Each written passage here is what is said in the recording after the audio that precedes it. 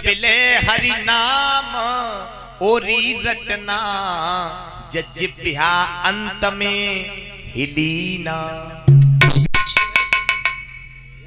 हमने सुना था कि जी पड़ोसी खत्म हुए जिस दिन उस समय हमारे आए थे पांडाल में, पीछे बैठे रहे। क्या नाम था इनका? नेम सिंह। अच्छा कुछ देव सिंह। हमने सुना कि हम रात्रि में कथा कह रहे थे तो आए थे वो कथा सुनने के लिए। सत्य बताओ, इतने लोग चाहे भले कम हो, माताओं बहनों, आप लोग चाचा बैठे हो, बड़े बूढ़े हो, हम तो बच्चे हैं आपके, क्या आप जानते, वो देव सिंह जानते थे कि हमें सुबह नहीं मिलेगा? अब न जाने उनने दिल से नाम लिया हो या न लिया हो। और इस बात का मैं वादा निश्चित करूंगा कि जब पांडाल में घुस के आधी में आधी घड़ी पुण्याधी में आध, जब भगवान को नाम लियो तो थोड़ी देर के लिए अपने को भूल जाओ। बस वह क्षण भगवान के लिए है, अपने को भूल जाना। तो जब जिब्या झिली न झिली और कली काल, लोगों काल तो अपनों को ठार ले घूम रहो है कि तुम्हें पीठ में देवे सो धरे रहो, ना अम्मा कवे न राम न पिताजी कवे, चले जाओगे।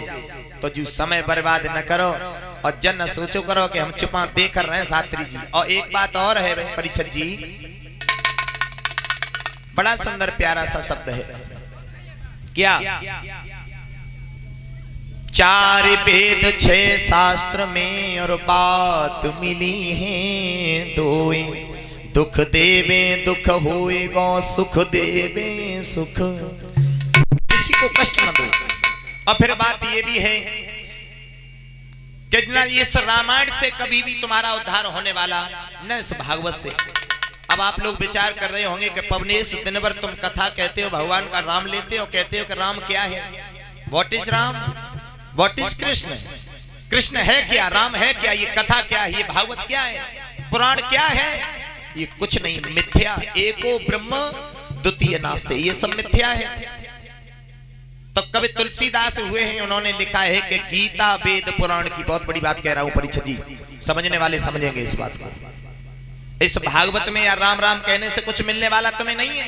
ये भागवत दिन भर सुनो, रात भर सुनो, कुछ मिलने वाला।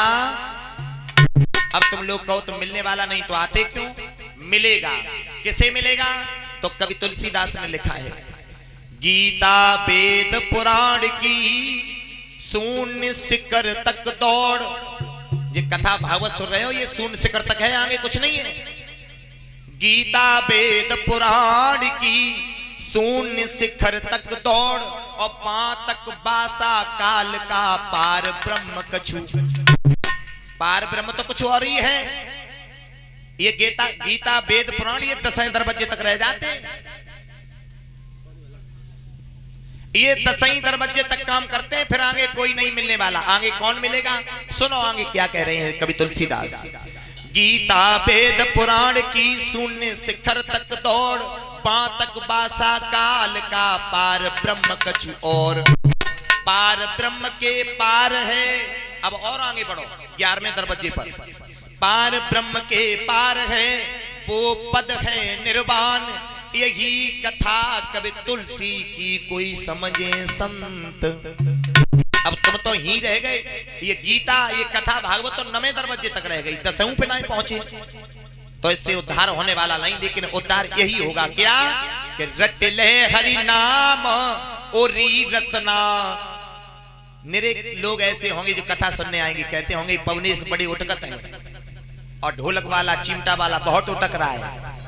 जब मर्यादा पुरुषोत्तम राम जनकपुर में पहुंचे तो जिसने जो भाव बनाया, भाव को भाव अलख आलस हु नाम जपत मंगल दस। राम को जिन स्त्रियों ने काम वासना से देखा तो राम उन्हें काम वासना से दिखाई दिए,